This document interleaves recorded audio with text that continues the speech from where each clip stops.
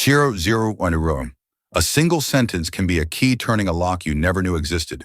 For Eliza 0006 Holay, a 24-year-old waitress drowning in her mother's medical bills, that sentence was a simple observation. 0.15. For Gideon Pierce, a man insulated from the world by billions of dollars, it was 121, a crack in the foundation of his entire life.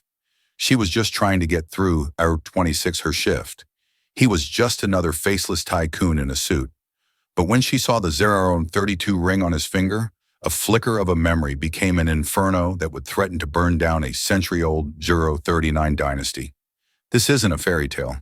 This is the story of how a casual remark in a 045 cheap diner unraveled a web of lies, betrayal, and a secret that one of 051 America's most powerful families thought was buried forever. The fluorescent 056 lights of the corner booth diner hummed a monotonous tune, a sound Eliza Holay, OR1, R3 knew better than her own heartbeat. It was the soundtrack to her life, the sizzle of burgers on the griddle, the 0910 clatter of cheap ceramic plates, the low murmur of conversations that never 0115 seemed to change. At 9:00 p.m. on a Tuesday, the diner was in its nightly 0122 lull, a brief respite between the dinner rush and the late-night crowd. Eliza 0127 leaned against the cool stainless steel counter, rolling her shoulders to work 0132 out a knot of exhaustion. Every muscle acted with a fatigue that was more than physical. It was the soul 141 deep weariness of watching her mother Laura slowly fade in a sterile beige 147 hospital room. The bell above the door chimed, pulling Eliza from her thoughts. 0154. A man stepped inside, and an invisible curtain of silence seemed to fall over 0159, the diner. He wasn't just well-dressed. He was sculpted from a different material than the rest of the world. His 0206 suit, a charcoal gray so dark it was nearly black, fit him with the precision 2.12 of a surgeon's scalpel. His shoes gleamed even under the diner's grimy 217 lights. He had the kind of quiet, absolute confidence that doesn't need to be announced. It simply is. The few 0225 remaining patrons instinctively lowered their voices. He chose a booth in the corner, sliding onto the cracked vinyl 0232 seat with an economy of motion. Eliza grabbed a menu and a glass of water, her 0238 professional smile pasted on. "Welcome to the corner booth. Can I get you started 0243 with something?" The man didn't look at the menu, his eyes a startlingly clear shade of blue. Air 250 met hers for a brief dismissive moment. "Just coffee, black." His voice was low, Air 257 and resonant, a cello in a room of tin whistles. "Coming right up," Eliza said 0303, retreating to the counter. Her friend and fellow waitress Chloe sidled up to 0308 her. "Get a load of Mr. Moneybags? Thinks he's too good for a menu? $10, says 0316. He's Gideon Pierce." Eliza frowned as she poured the coffee. "Who?" "Gideon Pierce. Pierce Holdings, 0325. International. They own half the downtown skyline. My dad used to be a foreman on one of their 0332 sites before he got laid off. That guy's picture is in the business section every 0338 other week. They say he's ruthless. Turned his family's millions into 0344 billions before he was 30. Eliza glanced over at the man. He was staring out the 0351 window, his profile sharp and severe against the neon-lit street. He looked 0357 less like a businessman and more like a predator resting between hunts. She 0403 picked up the cup and saucer. "Well, to me, he's just another customer who wants black coffee." She walked back to the 0410 booth and set the coffee down. "Here you are, sir."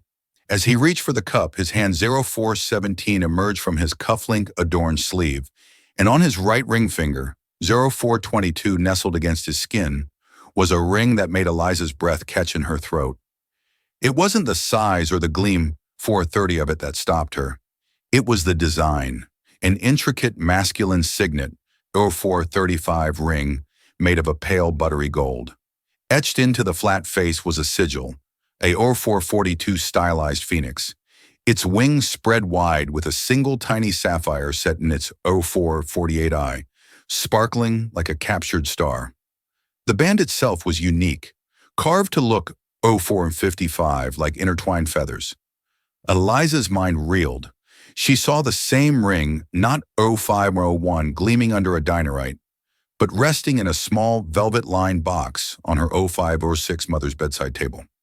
Laura's ring was identical in every detail, down to the 0512 tiny, impossibly blue sapphire eye. It was her most cherished possession.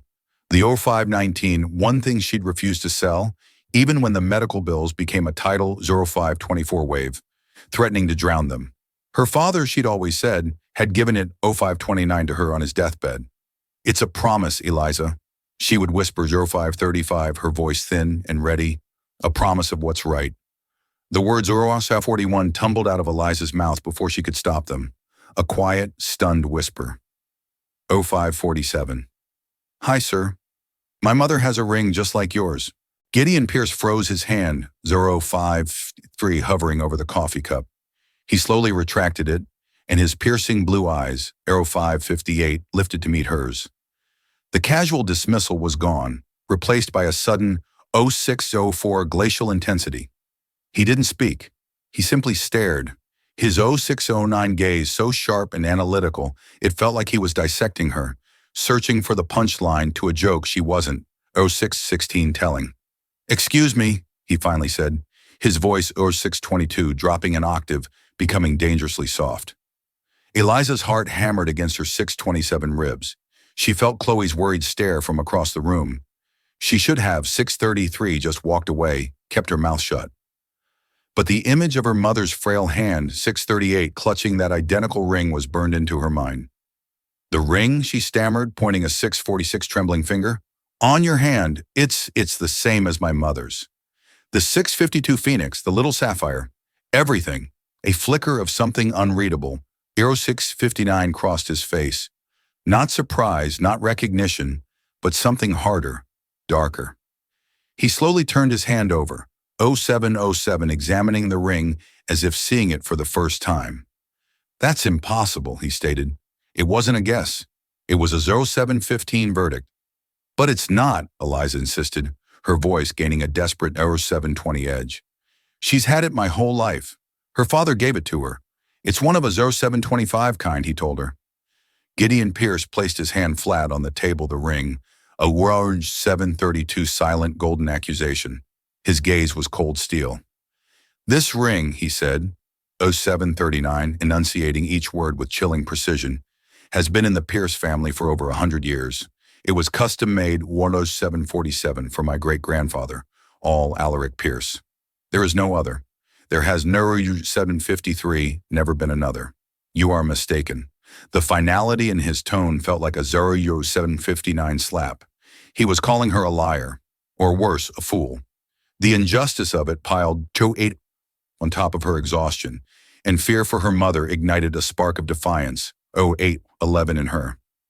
"I'm not mistaken," she said, her voice low but firm. "I've held it in 0819, my hands 1,000 times. I know every detail on it. I could draw it from 0825 memory." He leaned back, a faint, condescending smile touching his lips. 0830. It didn't reach his eyes. A fascinating story. "What is your name?" "Eliza." "Eliza," 0838. "Hole." "Well, Miss Hole," he said, picking up his coffee cup and taking a slow, 0844 deliberate sip. "Your mother's either a liar or a thief, because the only way 0850 she has a ring like this is if it's the one that was stolen from my family 55 years ago." He set the cup down with a soft click. The sound echoed in the 0902 sudden silence of Eliza's world. Stolen. The word hung in the air, thick and 0908 poisonous. Her mother, the gentlest, most honest person she knew. A thief. 0914. The accusation was so absurd, so vile, it was like being told the sun rose in 0920 the West. Gideon Pierce reached into his suit jacket, pulled out a slim leather 0925 wallet, and extracted three $100 bills, placing them on the table. It was more 0932 than she made in 2 shifts. It was an insult, a dismissal for the coffee, and 0938 your time, he said, his eyes already looking past her toward the door. He'd 0943 stood up, the power of his presence filling the small booth. He was already gone, moving on, leaving her in the 0950 wreckage of his words. As he walked toward the exit, Eliza found her voice. 0956. She's not a thief. He paused at the door, his back to her. He didn't turn 10:02 around, but his voice carried clearly across the quiet diner. 10:07, then prove it. The bell chimed again, and he was gone, leaving Eliza standing 10:13 in the middle of the corner booth, her heart pounding, the hum of the lights now sounding like a scream. The 3 10-20 crisp bills on the table felt like blood money. She hadn't just served coffee to 1026, a billionaire. She had stumbled into a story, his story, and in doing so, she 1032 realized with a cold dread she may have just destroyed her own. The drive to the 1038 hospital was a blur of traffic lights and the anxious thumping of her own 1044 heart. Gideon Pierce's words echoed in her head. A liar or a thief? It was 1050 preposterous. Laura Holey was a woman who would walk back into a store to return a few cents 1056 of extra change. The accusation was a poison dart, and Eliza felt its venom 1102 spreading through her. She found her mother sleeping, her face pale and sunken against the pristine white of the 1109 hospital pillow. The ever-present beep of the cardiac monitor was a fragile 1114 rhythmic reassurance. On the small bedside table next to a glass of water and a well-worn book of 1121 poetry sat the small dark blue velvet box. With trembling hands, Eliza picked 1128 it up. The velvet was worn smooth in places. She opened the lid. There at 1134 was the pale gold ring catching the low light from the hallway, the phoenix with 1140 its proud spread wings, and the eye a tiny sapphire that seemed to hold a 1146 universe of secrets. It was identical. There was no question. 1151. Eliza, honey, is that you? Laura's voice was weak, raspy. Eliza quickly shut the 1157 box and turned, forcing a smile. Hey, Mom, I didn't mean to wake you. Your 12:03 late rough shift. Laura's eyes, though clouded with illness, were still sharp, still full of 1210, a fierce love that had been Eliza's anchor her entire life. The usual. Eliza 1218 couldn't bring herself to tell the truth. How could she voice such a monstrous accusation to this frail 1225 woman?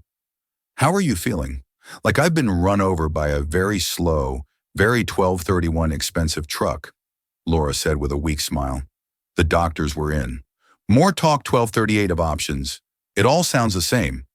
She shifted in the bed, wincing, and her 1244 eyes fell on the box in Eliza's hand. Her expression changed. The weariness 1250 was replaced by a familiar, guarded look. You were looking at the ring. 1257. Eliza hesitated.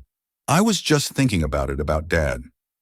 1305, Laura's hand, thin and crisscrossed with blue veins, reached out and she patted 1310, the mattress beside her. Eliza sat down. Your grandfather, Laura corrected, 1315 gently, as she always did. It was my father who gave it to me, not 1321 yours. Eliza's father had been a good man, a mechanic who died in a workshop accident 1328 when she was 10, leaving behind nothing but debts and happy memories. The ring 1334 predated him.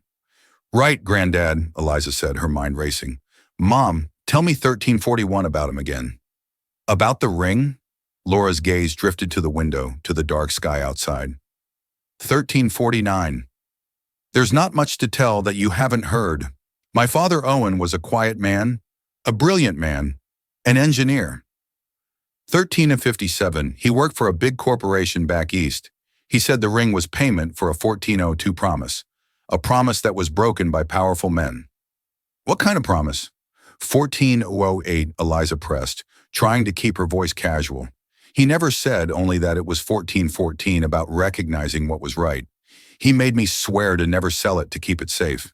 He said, one day it might be 1421, the only proof we have. Proof of what? A flicker of fear, real and raw, crossed 1428 Laura's face. She looked at Eliza, her eyes pleading. Leave it be, Eliza. It's 1433, an old story, a sad story. It has nothing to do with us anymore. Some 1439 doors are best left closed. But Mom, what if someone else has a reason to 1445 open that door? The words were out before she could stop them. Laura's grip 1450 on her hand tightened. What do you mean? What happened? Eliza 1456 saw the spike on the heart monitor and cursed herself. Nothing. It's nothing. 1502. Just a stupid thing at work. She couldn't burden her mother with this. 1507. Not now, she needed to protect her. But the seed of doubt had been planted. A 1514 promise that was broken by powerful men. Who were they? And what did any of it, 1520, have to do with Gideon Pierce? 1527, miles away in a penthouse apartment that seemed to float above the city, Gideon 1532. Pierce stood before a floor-to-ceiling window. The city lights spread out below 1538, him like a carpet of scattered diamonds. He held a glass of scotch, the amber 1544 liquid untouched. He hadn't been able to shake the encounter at the diner. The 1549 girl, Eliza Holay, her wide, honest eyes, her absolute certainty. My mother, 1556, has a ring just like yours. It was ludicrous. And yet he walked over to a 1603 heavy mahogany desk and switched on a green-shaded lamp. From a locked drawer 1609, he retrieved a leather-bound folio, the Pierce Family Archives. It was a curated 1615 sanitized history, of course, but it was all he had. He opened it to the section 1621 on family heirlooms. There on a yellowed page was a photograph of the ring, his 1627 ring. The description was clear. The Phoenix signet commissioned in 1922 by 1635 Alaric Pierce, forged by artisan Michel Dubois of Paris. Unique design, 1642 symbol of the Pierce family's rebirth from the ashes of the 1921 financial 1648 panic. Sole ownership passed down to the male heir of each generation. His father, 1654, had given him the ring on his 21st birthday. It represents our resilience, Gideon, he'd said, his 1702 voice thick with pride. We always rise. Never forget that. Gideon's 1707 phone buzzed on the desk. He glanced at the screen. Genevieve Adler, in a 1713, answered. Adler, you're still up, came a crisp, no-nonsense voice. Genevieve Adler was more 1721 than his lawyer. She was his fixer, the executive of his will, and the keeper of his secrets. Something has come up, 1729, Gideon said, his voice tight. I need you to run a background check 1734 discreetly. Another hostile takeover, a person. Her 1740 name is Eliza Holay.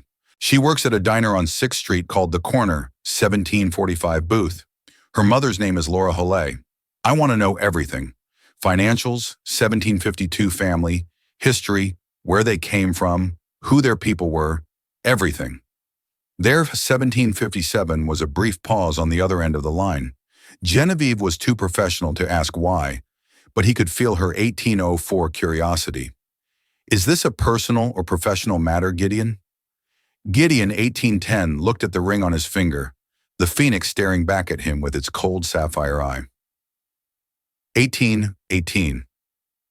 I'm not sure yet, he admitted, a rare moment of uncertainty, 1823, but it has the potential to become problematic. He thought back to the story his 1829 grandfather used to tell, a story told only in hushed tones after a few to 1835. Many brandies about Alaric Pierce's younger brother Daniel. How Daniel had 1841 betrayed the family, tried to steal Alaric's designs for a new kind of turbine engine, and in his greed had 1848 taken the spare signet ring Alaric had foolishly commissioned. Daniel, the story 1854 went, was disowned, cast out, and the ring was lost with him, a symbol of 19-hour treachery. But the official family history, the one in the folio, never mentioned a second ring. It never 1907 mentioned a brother named Daniel. It was a ghost story, a family legend until 1913 now. Find out who Laura Holloway's father was. Gideon commanded his voice, on 1920 hardening again, the moment of uncertainty passing. I want his name. I 1926 want to know what he did for a living, and I want to know if he ever, for any 1931 reason, crossed paths with my family. He hung up the phone. The waitress had said 1937 her grandfather gave her mother the ring. A quiet engineer, 1942 broken promises, powerful men. For the first time in a very long time, Gideon, 1949. Pierce felt a sliver of something other than control. It felt like walking on 1954 thin ice. hearing the first faint crackle of it, giving way beneath his feet. He had told the girl to prove it. 20:03, but now he realized with a grim certainty he had to do the same. He had 20:08 to prove his own story was the truth. 3 days later, the name arrived in a single 2014 encrypted line of text from Genevieve Adler Owen Calloway. The name meant 2020 nothing to Gideon. He ran it through the private databases of Pierce Holdings, 2025 cross-referencing it with employee records, contractor lists, and financial dealings going back a century. Nothing. 2033. No Owen Calloway had ever worked for or with his family's company. He felt a 2039 wave of relief quickly followed by suspicion. It was too clean. He was 2044 stewing in his office, a vast expanse of glass and steel on the 80th floor, when 2050 Genevieve herself appeared at his door. She was a severe woman in her 50s, 2057, always dressed in impeccably tailored suits, her gray hair pulled back in a 2102 tight shiny. She held a thin file. "You're not going to like this," she 2108 said, foregoing any greeting. She placed the file on his desk. Gideon opened it. 2114 inside were public records, a birth certificate for Laura Ann Calloway, born in Wilmington, Delaware. Father 2122, Owen Calloway, mother Helen Calloway, and then another document, a patent 2129 application from 1968. Inventor Owen Calloway invention, a 2135 novel gearing system for high-torque industrial turbines. A SNE of patent 2142 none. Application withdrawn. Gideon's blood ran cold. He recognized the 2148 schematic. It was a primitive but unmistakable precursor to the Pierce Mark III turbine. The very invention 2156 that had catapulted his grandfather's company from a regional player into a 2202 global powerhouse in the early 70s. The invention credited solely to his 2207 grandfather, William Pierce. The application was withdrawn on October 22nd, 13th and 12th, 1968. Genevieve said, her voice flat. According to banking records, a 2219 accessed on October 14th, 1968, Owen Calloway made a one-time cash deposit of $50,000 into his savings account, a significant sum for an engineer at the 2231 time.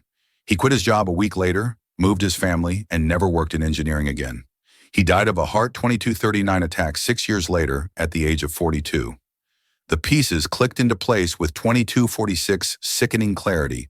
A non-disclosure agreement, a cash payoff, a brilliant 2253 idea bought and buried under the Pierce name. So he was bought off. Gideon said 2259, the words tasting like ash. My grandfather stole his invention and paid $23,000 for him to keep quiet. It appears that way, Genevieve confirmed. The $50,000 was likely 2311 positioned as a consulting fee to keep it legal. There's no paper trail linking 2317 it directly to the patent. Of course, your grandfather was meticulous. And the 2322 ring? Gideon asked, looking at his own hand. That, Genevieve said, is where at 2328 gets strange. I found the jeweler who bought the assets of Dubois Ace of 2334 Paris. The records are ancient, but their ledgers were like your grandfather, meticulous. In 1922, 2341, Alaric Pierce commissioned 2 identical Phoenix signet rings. He paid $23.46 for both. There's a note in the margin in the artisan's hand. She slid a 2352 translated copy across the desk. It read, one for the builder, one for the 2358 dreamer. May they fly together. 2 rings. The family ghost story wasn't a 2404 story. It was true. His great-uncle Daniel existed. 2409. So Calloway didn't steal the ring, Gideon murmured, thinking aloud. Daniel 2414. Pierce, the disowned brother, must have given it to him. But why? As a thank 2420, you, a token for a friend, or something more? The puzzle was no longer about a 2426 simple diner waitress. It was about the very bedrock of his family's legacy. It 2432 was built not just on resilience, but on a lie. The knowledge was a corrosive 2437 acid in his gut. He had to speak to her again. Eliza was wiping down the counter 2444 at the end of another grueling shift when the bell on the door chimed. Her 2449 heart sank. It was him. Gideon Pierce didn't enter the diner this time. He 2456 stood in the doorway, the city lights framing him like a dark halo. He was 2502, dressed more casually in dark trousers and a cashmere sweater, but he still radiated an unapproachable aura of 2510 power. M. Holloway, he said, his voice quiet, 2515 but caring. I need to speak with you. Chloe shot her a nervous look. Eliza, you don't 2522 have to, but Eliza knew she did. She untied her apron and hung it on its 2528 hook. It's okay, I'll be right back. She stepped out into the cool night air. The 2536 street was loud with the sounds of the city, a stark contrast to the tense silence that fell between them. You're 2543 mother's father? Gideon began getting straight to the point. His name was Owen, 2548. Calloway, it wasn't a question. Eliza flinched. How did he know that? Yes. 2555. What of it? He was an engineer. In 1968, he filed a patent for a turbine gear 26.03 system. Gideon watched her face, carefully gauging her reaction. Eliza's 2608 mind went blank. She knew her grandfather was an engineer, but the details were a fog. Her mother, never 26 or 16, spoke of his work, only of his sadness. I don't know anything about that, she 26 and 21 said honestly. I think you do. Gideon countered, his voice sharp with 26 and 27 impatience. Or your mother does. My grandfather, William Pierce, launched a 2632 turbine based on an identical design a few years later. It made my family a 2637 fortune. Calloway withdrew his patent and accepted a cash payment. This isn't 2643 about a stolen ring anymore, is it, Ms. Holley? This is about a shakedown. Is 2648 that your plan? Use this old story to leverage a payday for your mother's medical bills. The accusation was so 2656 cynical, so cruel, it knocked the air from her lungs. Tears of pure rage and 2703 frustration sprang to her eyes. How dare you, she whispered, her voice 2709 shaking. You stand there in your 1,000 sweater looking down on us. My 2714 mother is fighting for her life. You think this is about money? This is about her honor. The honor of a man you just 2722 admitted your family probably robbed. For the first time, Gideon looked taken back. He saw not a schemer, but a 2730 daughter pushed to her breaking point. My grandfather told my mother that ring 2736 was proof. Eliza continued, her voice rising. Proof that he was wronged. He 2742 didn't take a payoff. He was threatened. Forced to sign away his life's work to 2747, protect his family from men like your grandfather? That money wasn't a payment. It was hush 2753 money to ensure he never spoke of it again. She was channeling her mother's 2760 long-held, unspoken pain. The words felt true, solid, righteous. Gideon was silent 2807 for a long moment, the sounds of the city rushing in to fill the space between them. His own certainty was 2814, eroding, replaced by the disquing possibility that the Waitress's version of the story, a tale of threats and 2822 coercion, was closer to the truth than the sanitized version of a simple business transaction he had constructed. 2830. There were 2 rings, he said, his voice losing its hard edge. My 2836 great-grandfather had 2 made, one for him and one for his brother Daniel. The 2843 family story is that Daniel was a traitor who was cast out. He looked at 2849 her, his blue eyes searching her face. Was your grandfather friends with a man, 2854, named Daniel Pierce? Eliza stared at him, bewildered. Daniel Pierce? I've 2860, never heard that name in my life. They were at an impasse. 2 families, 2 2905 rings, and 2 completely different histories that intersected at a single 2910 disputed point in the past. One story of a clean, if ruthless business deal, 2917, another of theft and intimidation. And at the center of it all, a ghost 2922 named Daniel Pierce, and a ring that was supposed to be a promise. My mother has 2929 the ring, Eliza said, her resolve hardening. You have your story. I have 2934 mine, and I'm going to find out which one is true. Gideon gave a single sharp nod. 2942. The condescension was gone, replaced by a grudging respect. So am I. He turned 2948 and walked away, disappearing into the city's shadows, leaving Eliza with the chilling realization that their quest 2955 for the truth was now inextricably and dangerously linked. The confrontation 3001 with Gideon Pierce left Eliza shaken but resolute. She had defended her family's 3006 honor, but his questions echoed in her mind. Daniel Pierce. 3013. The name was a blank slate. She returned to the hospital the next 3018 day with a new sense of urgency. She found Laura sitting up looking a 3024, little stronger than the day before. The poetry book was open on her lap. Mom. 3030. Eliza began pulling a chair close. We need to talk for real this time. No more 3036 secrets. Laura sighed a long, weary sound and closed the book. I knew this day would 3043 come. Seeing you with the box, I knew you wouldn't let it go. She looked at 3049, her daughter, her eyes full of a deep, ancient sorrow. 3054. What did he say to you? He? Eliza asked, feigning ignorance. Don't play coy, 3101. Eliza, the man from the diner. You think a man like Gideon Pierce makes a scene? 3108, and it doesn't get noticed. Chloe called me. She was worried sick. Eliza's 3114 shoulders slumped. He found me. He knows about Granddad Owen. He thinks we're trying to 3121 blackmail him. He thinks Granddad sold his invention to the Pierce family. 3128. Laura's expression hardened. Sold it. Is that what they call it? She, 3133, scoffed a bitter rattling sound. Your grandfather was a genius, Eliza, a 3139 gentle, trusting soul who thought the world worked on merit and good faith. He, 3144, was working at a large firm, a competitor to Pierce Industries at the time. He developed his turbine gearing 3151 system on his own time. It was his masterpiece. She paused, her gaze distant, lost in 3159, the memory. He made the mistake of mentioning it to a colleague trusting him.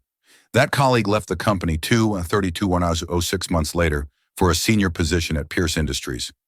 6 months after that, your grandfather, 3214, received a visit from two men. They weren't lawyers, they were persuaders. 3220. They worked for William Pierce. The sterile hospital room suddenly felt cold.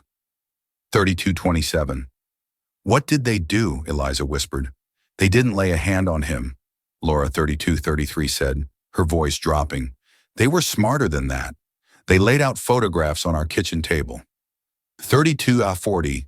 Pictures of me playing in the schoolyard. Pictures of your grandmother leaving the 3245 grocery store. They told him what a beautiful family he had. And they told 3252 him. It would be a shame if something were to happen to them. Then they put a stack of papers in front of him. A 32I-58 non-disclosure agreement and a contract assigning all rights to his invention to 3304, a shell corporation owned by Pierce Industries, and an envelope full of cash. 3312. The story was uglier than Eliza could have imagined. This wasn't business. It was gangster tactics. 33-19. He signed everything, Laura continued, her voice trembling. What choice did 3324 have? He took the money because refusing it would have been an act of defiance, and he was too scared to defy 3332 them. We moved a week later. He was a broken man, Eliza. They didn't just 3339 steal his work, they stole his soul. He died 6 years later. But the truth is, 3345, they killed him that day in our kitchen. Tears streamed down Eliza's face.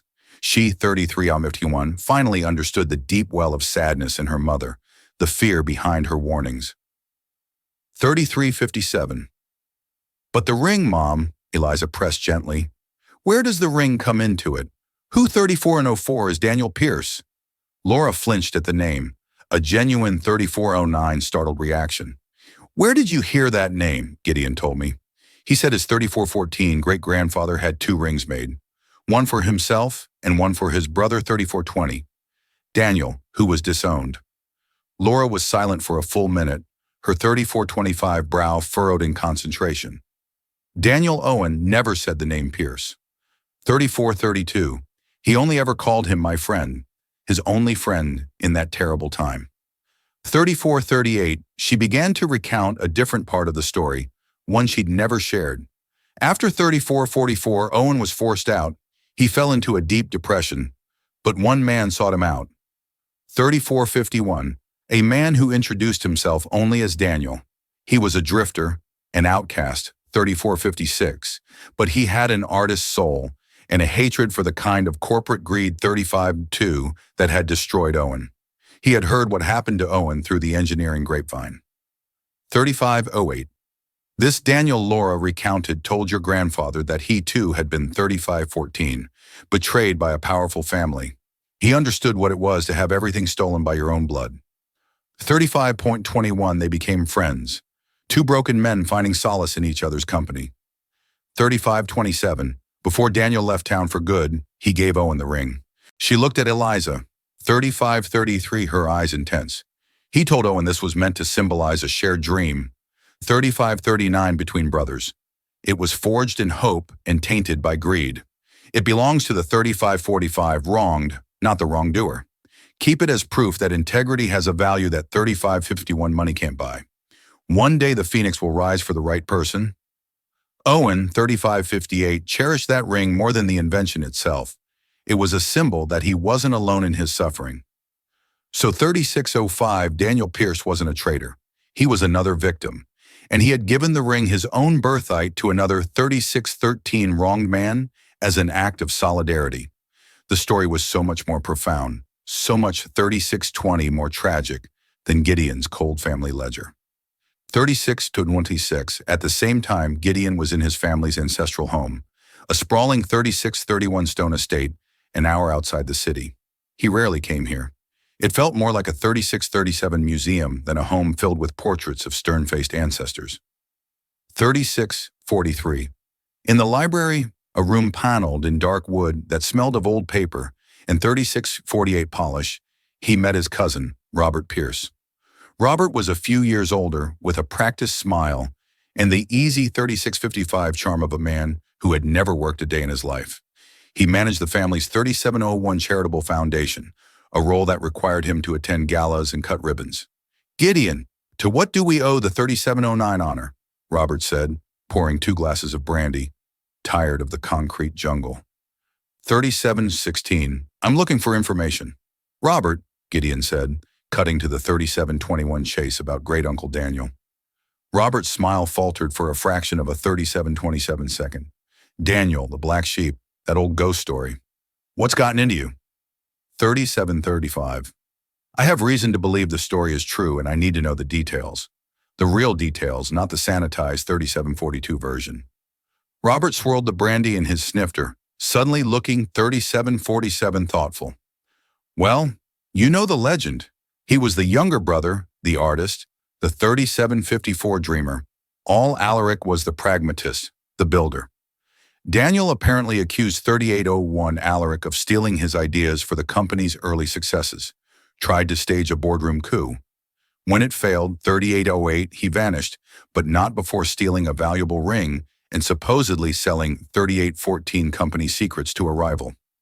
Robert sighed dramatically, a classic tale of 3820 sibling rivalry and betrayal. It's why the line of succession has always been 3826 so rigidly defined, to prevent another Daniel. This was the story Gideon had always 3832 known. But hearing it now, it felt thin theatrical, a convenient narrative to 3839 justify Alaric's consolidation of power. And you believe that? Gideon 3845 asked. Why shouldn't I? It's our history, Robert said with a shrug. 3851. It's a bit dramatic, sure, but it explains why the family closed ranks. 3856. Why Grandpa William was so aggressive in his business dealings. He was protecting the family legacy from vultures from 3903, another betrayal. He leaned forward, his voice conspiratorial. Why? The sudden interest. Did one of his 3910 descendants crawl out of the woodwork looking for a handout? The question was casual, but the look in Robert's eyes, 3918, was sharp probing. Gideon felt a sudden instinctual distrust. Robert had always. 3924 seemed vapid, but perhaps that was a carefully constructed facade. 3930. It's a private matter, Gideon said, his voice clipped. Of course, 3936, Robert said, leaning back. the charming smile returning. Well, if you want to, 3942 dig up old bones, be my guest. The old family papers are in the West Wing study. Gramps Williams' private 3949 correspondence. Knock yourself out. Just don't be surprised if the ghost you find is 3955, uglier than you imagine. Gideon left Robert with his brandy and 41 went to the study. The room was dusty, unused for years.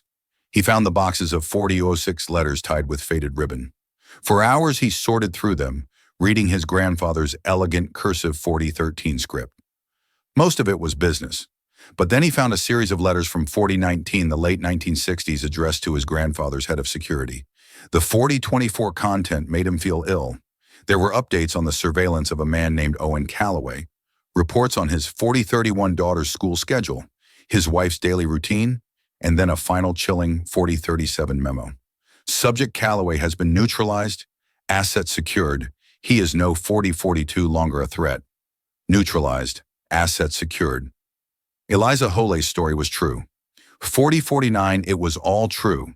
His family's fortune was built on theft and cemented with 4055 threats. The weight of the discovery was crushing.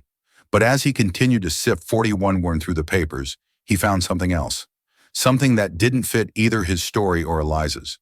It was a single 4108 folded note separate from the letters tucked into the back of a ledger. It was in his grandfather William's 4114 handwriting, but it was frantic, almost illegible. He knows I found him. He can 4121 ruin everything.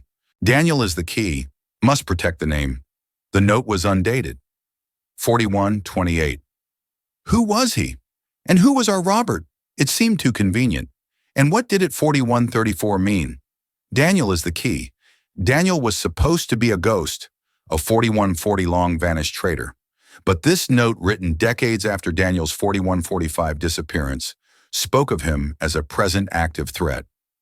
4150, Gideon stood in the dusty silent study, holding two conflicting testaments. In 4156, one hand, the sordid truth of his grandfather's crime against Owen Calloway. In the other, a cryptic note 4203 that suggested a deeper, more complex conspiracy was at play. The story was no 4209 longer just about his grandfather and Eliza's. There was a third player, a hidden thread, and the name of that 4216 thread was Daniel. The discovery of his grandfather's note threw Gideon into a 4222 state of focused obsession. He knows RH found him. Daniel is the 4228 key. It was a cipher, and Gideon knew he couldn't crack it alone. The animosity 4234 between him and Eliza had melted away, replaced by the grim reality that they 4240 were the only two people with a stake in the complete truth. He found her where 4245 he knew she'd be in the hospital cafeteria, staring into a cup of coffee with the same haunted expression he saw 4252 in the mirror. He sat down opposite her, placing a thin file on the table between 4258 them. Your mother was right, he said, his voice devoid of its usual authority. 4304 filled instead with a quiet gravity about everything. The threats, the 43 onto 10 coercion. My grandfather put your family through hell. He pushed the file 4316 forward. It contained the copies of the surveillance reports on the Calloway family. 4322. This is the proof. Eliza opened the file, her hands 4327 trembling as she read the cold clinical descriptions of her mother as a little girl being watched.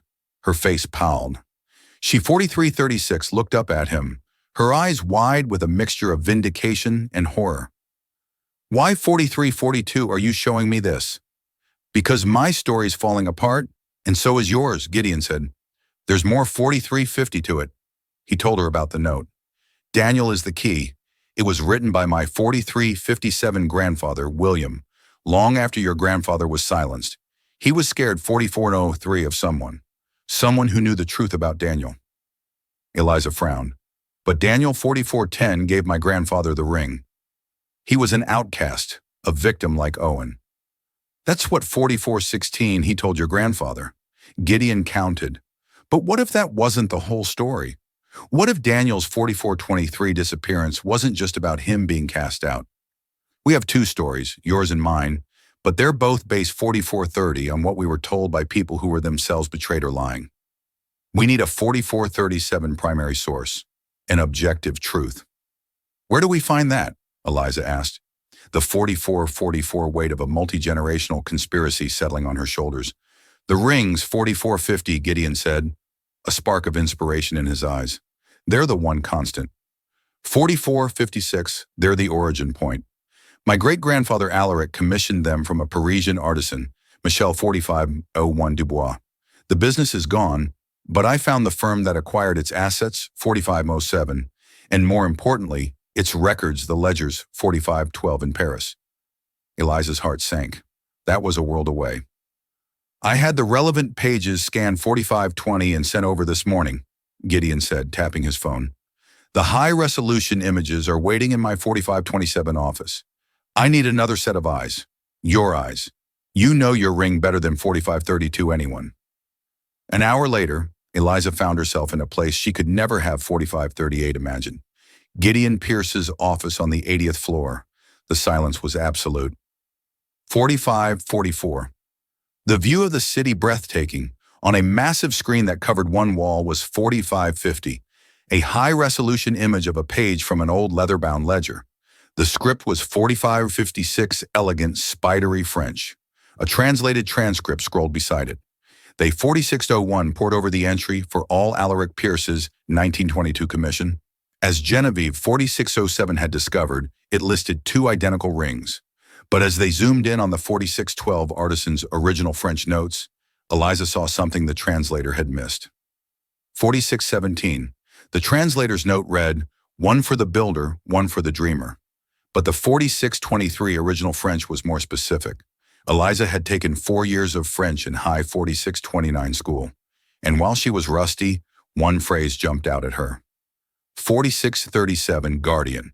That's not dreamer, Eliza said slowly. 4643, pointing at the screen. Guardian Deem. It means guardian of the soul. Gideon 4650 zoomed in, reading the phrase. Guardian of the soul. He repeated the words 46-55, feeling heavy and significant. A builder of an empire and a guardian of its soul. 4702. It wasn't a rivalry, it was meant to be a partnership, a balance. 4707, this changed everything. All Alaric and Daniel weren't meant to be competitors. They were meant to be two halves of a 47.14 whole. The story of Daniel's betrayal was a complete fabrication. As they 4719 scanned further down the page, Gideon noticed a small annotation next to the 4724 entry, added in a different hand and with different ink. It was dated 1945. 4732. What's this? He murmured, enlarging the note. The French was spidery in 4737, difficult to read. Risu Daniel Pierce. The note began. Received 4744, a letter from Mr. Daniel Pierce. Gideon translated haltingly. He asked for a 4750 modification to the second ring to the inside of the band. He is no longer a 4755 Pierce. He is something else.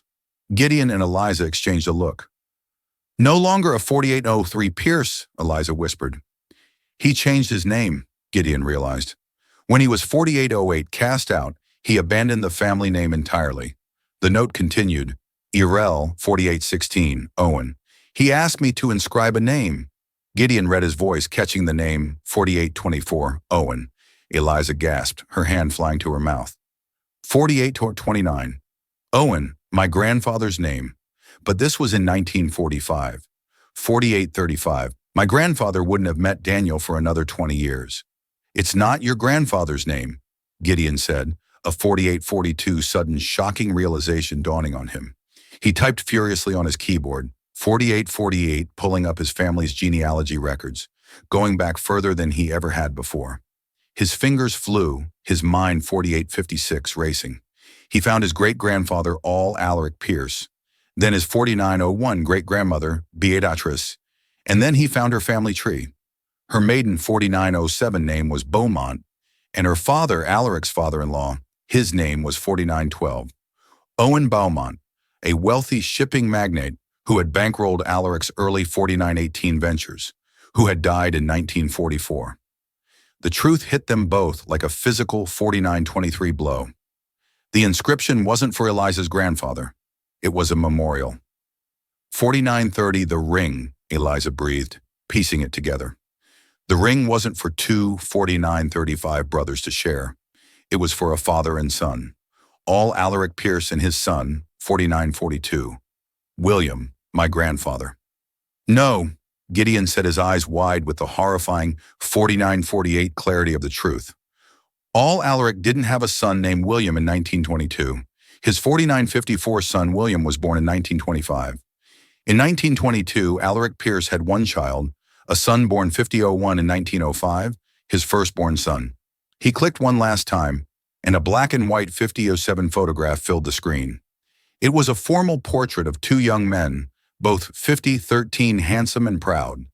One was clearly a young Alaric Pierce. The other, the 50-20 dreamer, the guardian of the soul, was his brother. Underneath the photograph, 5025, was the caption, Alaric and Daniel Pierce, 1921. And beneath that, in the official 5032 genealogical record, was the final devastating piece of the puzzle. The 5037 entry for Daniel Pierce listed his full name, Daniel Owen Pierce. 5044, Daniel was the Owen the ring was inscribed for. It wasn't a memorial to 5049, his father-in-law. He was reclaiming his middle name, the only part of his 5055 identity his brother couldn't take from him. The twist was so profound, so 51 complete, that the room fell silent. The entire family history was a lie. Daniel 5108 wasn't the younger brother. Based on his birth year, he was the older brother. He 5113 should have been the heir. Alaric was the younger son, the builder. In 5119, William Pierce, Gideon's grandfather, wasn't Alaric's only son. He was the 5124 second son. Daniel was Alaric's firstborn. No, wait. Gideon looked at the birth dates again. Daniel, born 5132, 1905. William, born 1925. That couldn't be right. They weren't brothers. Alaric, 5139, and Daniel were brothers. But William wasn't Daniel's brother. He was 5145, his nephew. The story they'd been chasing was wrong. The players were 5150 wrong. Eliza's grandfather hadn't met a random outcast. He had met Daniel Owen, 5156. Pierce, the true disinherited heir to the Pierce fortune, and Daniel hadn't 5201 given him a token of solidarity. He had given him the ring, his own ring, 5206, inscribed with his own name for safekeeping. It was a piece of evidence. 5212, a dormant claim to an empire. And William Pierce, Gideon's grandfather, 5217, hadn't just stolen an invention from Owen Callaway. He had done it to suppress a man who had been in contact 5224 with the one person on earth who could challenge his own father's and therefore his own legitimacy, his uncle Daniel, 5231 Pierce. The note he knows. Ah, found him. Daniel is the key, snapped into 5238 focus. He was Owen Callaway. R was likely Robert's father or grandfather, 5244, another part of the conspiracy. And Daniel was the key because his existence, 5250, and his connection to Callaway threatened to unravel the foundational lie upon which William Pierce's entire 5257 life and fortune were built. They hadn't just silenced an inventor, they were 5304 silencing a witness. The truth pieced together from the artisan's ledger was 5309, more corrupt than they had ever imagined. Daniel Owen Pierce, the rightful heir, had been systematically 5317 erased from history. Gideon's grandfather William had silenced Owen Callaway, not over a simple invention, 5325, but to bury the foundational lie of their family's power. It became 5330 terrifyingly clear that Gideon's cousin Robert knew this dirty secret and was 5336 positioning himself to use it as a weapon in a corporate power play. There was only one place to force a reckoning, 5343, the annual Pierce Foundation Charity Gala. Robert's personal stage. For 5349, Eliza, her mother's presence was non-negotiable. This fight was no longer just about 5355 uncovering the truth. It was about delivering justice. And for that to happen, the victim's voice had to be 5402 heard. The grand ballroom glittered with false brilliance, a perfect setting for the 5408 unmasking. Robert was in his element, the charming, benevolent host. That was until he saw 5415, Gideon and Eliza, cutting a path directly toward him. His practiced smile became a 5421 brittle facade. Robert Gideon began his voice low and 5427 cold, cutting through the pleasantries. The games are over. We know about Daniel 5432, Owen Pierce, the true heir. Robert scoffed, preparing a condescending 5437 dismissal. Gideon, you've clearly been listening to fairy tales from a he was 5442, cut off by a woman's voice, weak but amplified by a microphone that sliced 5448 through the ballroom's polite chatter. His fairy tale cost my father his life. 5455. A hush fell over the room. All eyes turned to the entrance, where Laura Holloway sat in a wheelchair, her gaze 5502 locked on Robert with an intensity that defied her frailness. William Pierce, 5509, destroyed my father because he was friends with the honorable man your family threw away, Laura declared. My 5515 father was forced to keep your secret. I will not. As gas rippled through the stunned 5522 crowd, the massive screens on stage meant to display photos of the foundation's good works flickered. Eliza 5529 held up her phone, and the damning image from the Parisian Ledger filled the screens for all to see. The entry 5536 detailing the commission for 2 rings and the name to be inscribed within the second Owen. Trapped, Robert stared from 5544, Laura's accusing face to the irrefutable proof on the screens. He was cornered by 5550, a ghost from the past and evidence set in stone. Gideon stepped forward, his 5556 voice ringing with chilling authority. My family's legacy is built on a lie, 5602, he announced to the captive audience. A lie my grandfather silenced a man to 5609 protect. And a lie my cousin, he turned, pinning Robert with a glare, planned to 5614 use for his own personal gain. The public accusation pushed Robert over 5620 the edge. His carefully constructed composure shattered into pure, unrestrained rage. You fool, Gideon! 5630, he hissed, forgetting the live microphone just inches from his mouth. I was trying to protect us. I knew the 5636 truth, and I kept it buried.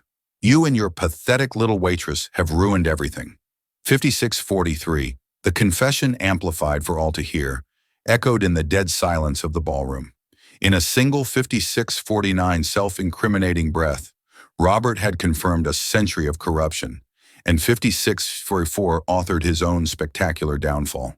He stood alone, exposed under the 57 glittering chandeliers, the king of a corrupt castle that had just crumbled to dust around him. The aftermath of the 5708 gala was a whirlwind of headlines and resignations. The Pierce dynasty was shaken, but in the ensuing quiet, it was 5716 being reborn, not broken. Weeks later, in a sun-drenched private hospital suite, 5723, a fragile peace had settled. Laura Holloway, looking out over a green garden, had a light in her eyes that 5730, Eliza hadn't seen in years. The weight of a lifetime of secrets had finally 5736 been lifted. Gideon Pierce entered the room quietly, no longer an untouchable 5741 tycoon, but a man humbled by the truth. He didn't offer empty apologies. 5747. Instead, he placed a leather-bound document on the table beside Laura's bed. 5753. The Daniel Owen Pierce Foundation, he said, his voice steady and sincere. 5760. It will exist to fund the independent inventors and artists my family tried to crush. A significant portion of my 5807 family's fortune will serve as its endowment with the estate of Owen Calloway as its first honorary 5814 beneficiary. Tears welled in Eliza's eyes. It was more than restitution. It was justice. 5822 forged into a new legacy. Laura simply reached out and placed her 5827 hand over Gideon's. You have honored him, she whispered. 5833. You have honored them all. Gideon then looked at Eliza, pulling his own Phoenix 5838 ring from his finger and placing it next to the one that had started it all. The 2 rings, twin flames of pale gold, lay 5847 side by side, finally reunited. One for the builder, one for the guardian, he, 5854, said, his gaze locking with hers. I can rebuild the company, but it has been 5859, missing its soul for a century. Help me bring it back, Eliza. It was an offer 5905, not of money or power, but of purpose. Looking at the two ring symbols of a 5911 promise finally kept Eliza saw a clear path forward. Yes, she said, her voice 5917 firm and her heart full. Let's give them a legacy to believe in. A single 5923 sentence in a late-night diner set in motion a chain of events that rewrote 5928 history. Eliza Holay, a waitress who fought for her mother's honor, proved 5934 that the truth, no matter how deeply buried, has a power that no fortune can 5940 suppress. And Gideon Pierce, a billionaire trapped in a gilded cage of 5946 lies, discovered that true wealth isn't about what you inherit, but about the 5952 integrity you choose to build. Their story reminds us that every family has 5958 its secrets, and that it sometimes takes the courage of an outsider to bring the 6003 truth to light, allowing the phoenix to finally rise from the ashes. If this 6009 story of truth, justice, and the incredible power of one person's voice, 6014 moved you, please give this video a like and share it with someone who 6020 appreciates a story that's more than just fiction. Don't forget to subscribe 6025 to our channel for more true life dramas that will stay with you long after the 6032 screen goes dark. Click that notification bell so you never miss a 6037 upload. Thank you for listening.